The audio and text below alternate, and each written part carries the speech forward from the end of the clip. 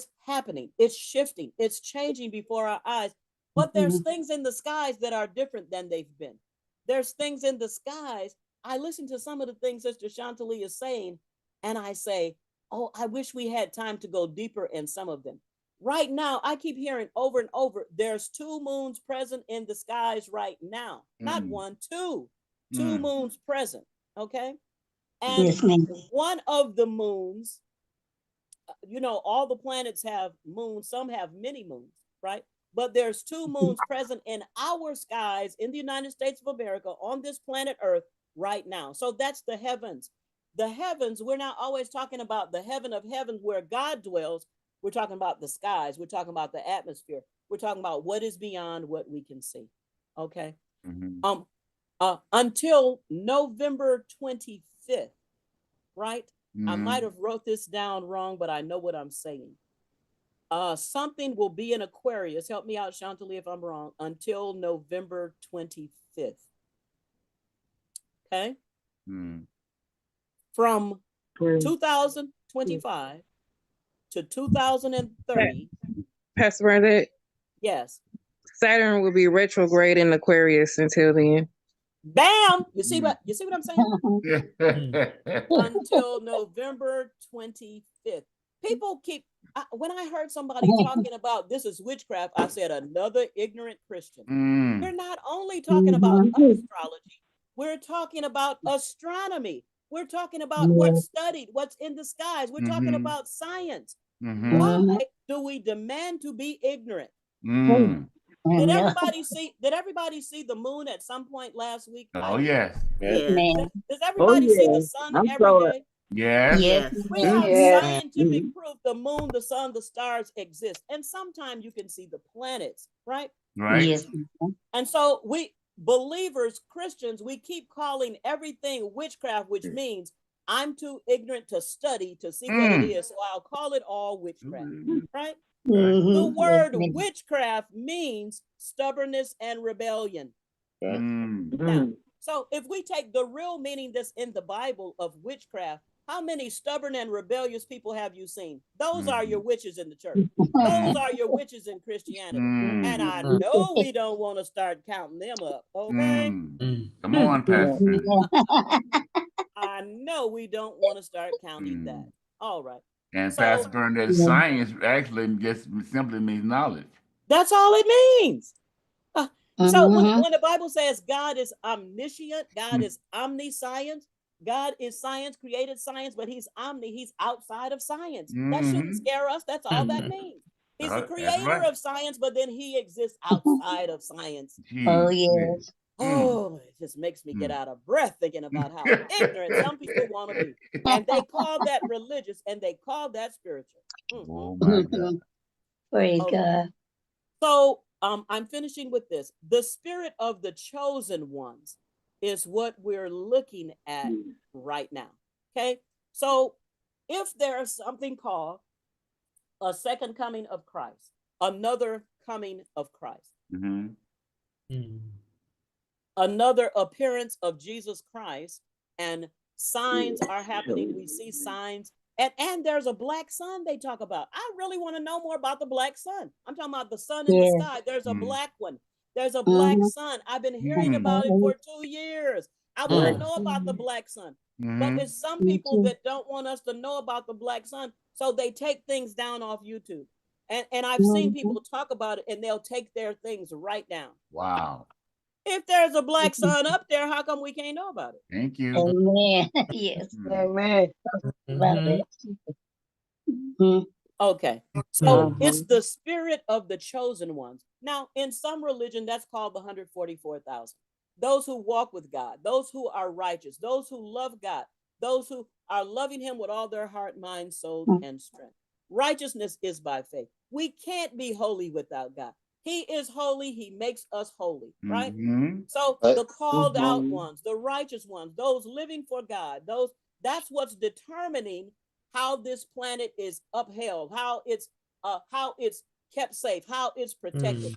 The light from them, right, we'll come back when we're in the Feast of Tabernacles, because that means God dwelling with us, God being with us. And that's John chapter 7 and John chapter 8. Jesus was there at the time of Feast of Tabernacles.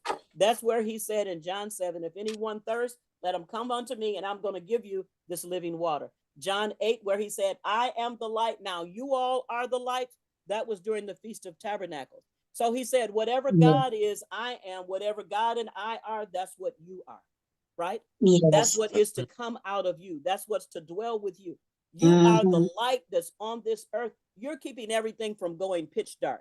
You, the God in you, God in us, keeping everything in your family from going pitch dark, keeping everything on your block from going pitch dark. That's right. He is the light. It's upholding everything if we understand who we are and what we are. Right. And so we'll come back and talk about that another time. Right. Understanding the planet where we live, just so we can understand our God and understand who we are and what my relationship to this planet is. And so Matthew 24:36, don't turn there. He said again, the day and the hour no one knows, not even the angels in heaven or the Son.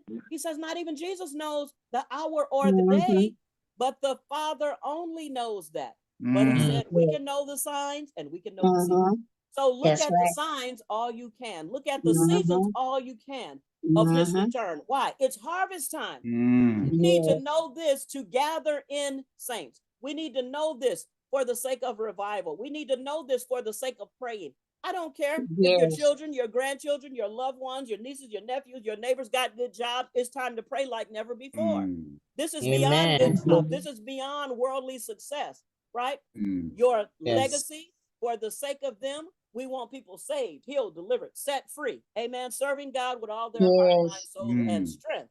Yes. Praise 1 God. Thessalonians 4:16 and 17. The Lord himself will come down from heaven with a loud command and the voice of the archangel with the trumpet of God. That's what it's talking about, the trumpet call. It's called the trumpet of God, or the last trumpet. It says, then the dead in Christ will rise up.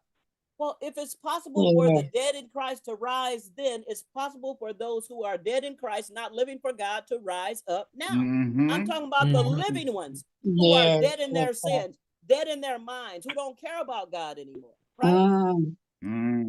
Oh my God, oh my God, oh my God, oh my God, oh my God. Hallelujah. Praise God. He says, go to Revelation 20, verse 1 through 3. I'm really trying to wind this up. You don't believe me, but I believe. I'm trying with all my might. Revelation 20, 1 through 3. I think y'all hung me up on the name thing. Yes, ma'am. And the reason you all hung me up on that, some of y'all still being called stuff you need to stop responding to. That's the reason. Yes, ma'am. Amen. Your name is not Shucky, it's not Ducky, it's not Littly, it's not Pum Pum, it's not Nucky, it's not none of that. And Darky, Blacky, Spot, that's so offensive. That's right. How could you ever respond to that in life? How could you ever respond to anything that makes fun of your body? How could you respond to big nose, big head, big ear? What? I'm 50 and 60 and you're talking about body parts? We did that in grade school. Come on, grow up. Come on. Amen. I can't hear you. I can't hear your silliness. I can't hear your stupidity, right? I can't even hear you, right? I can't respond because I can't hear you. Amen. Amen. Oh my goodness. Revelation 20, verse 1 through 3. Oh, 20.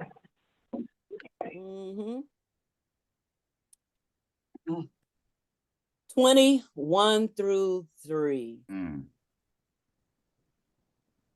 A lady in her 50s one day, she was saying, I've always been a smaller one. My sister's always been big. If you don't quit, you in your 50s. Don't nobody care. Your sister 10 pounds bigger than you. I don't want to hear this. Amen. Right. And see, really, the one who keeps saying that over and over, you're the one with low self-esteem. You think your body size is all you have. Your sister 10 pounds bigger than you, and you keep calling this out. Said it over and over. Your size is all you have. Your sister got the word. Your sister got God. Your sister, That's all you have. Right? Yes. Amen. Revelation 20, 1 through 3. Okay. Oh, I need somebody to read Yep. that for me, please. Then I saw an angel coming down from heaven, Mm. having the key to the bottomless pit Mm. and a great chain in his hand. Mm. He laid hold of the dragon, that Mm. serpent of old, who is the devil and Satan, and bound him for 1,000 years. Oh, and my God. cast him into the bottomless pit, Hey. shut him up, Oh. and set a seal on him, so that he should deceive the nations no more till the 1,000 years were finished. Oh, my But God. after these things, he must be released for a little while. Mm-hmm. And so this has not happened yet. If we're going to look forward to something, don't look forward to destruction. This has not happened, which is supposed to happen first, where the saints reign and rule over the devil, get to stomp on him, put him down, reign and rule over him. He's shut up in the pit for over 1,000 years, where we reign with Jesus Christ.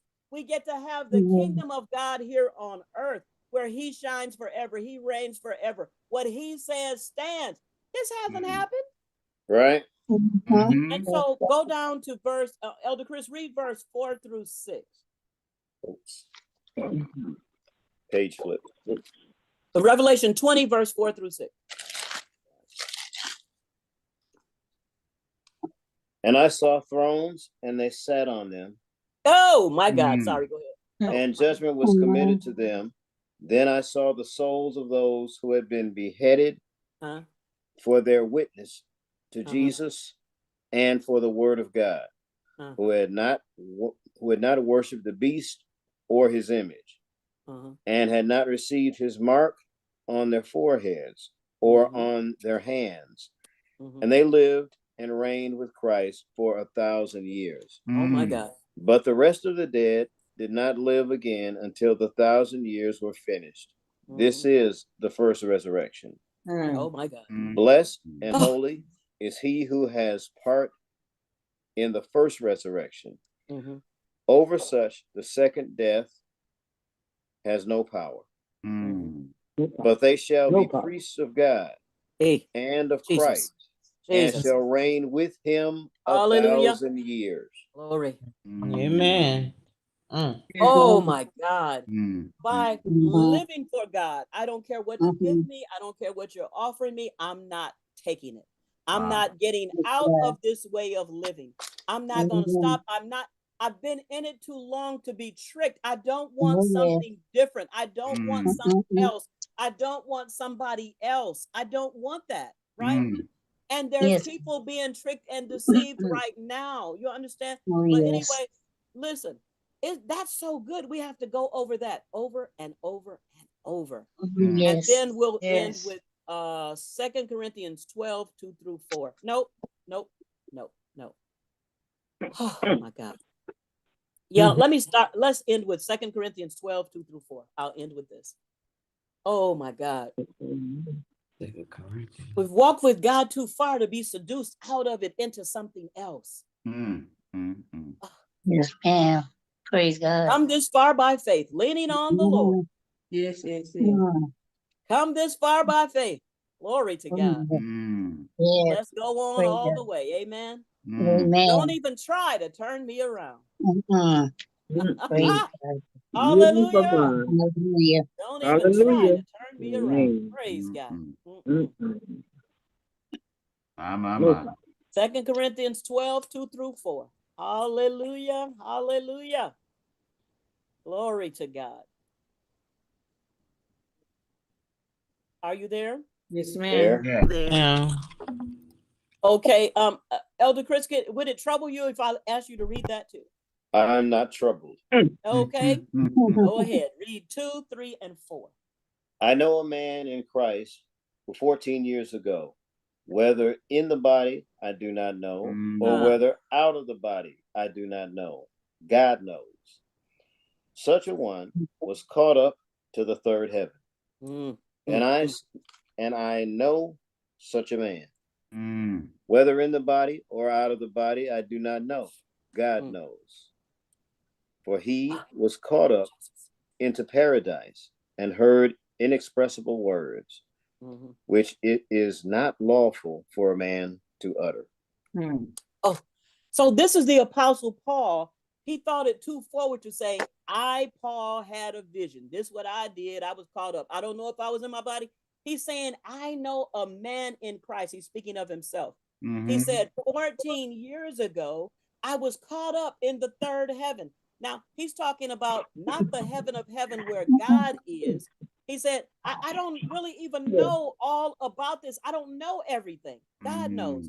He said, but I can tell you some things, but some things that I heard, some things that I saw when I was there, I'm not even allowed to tell it.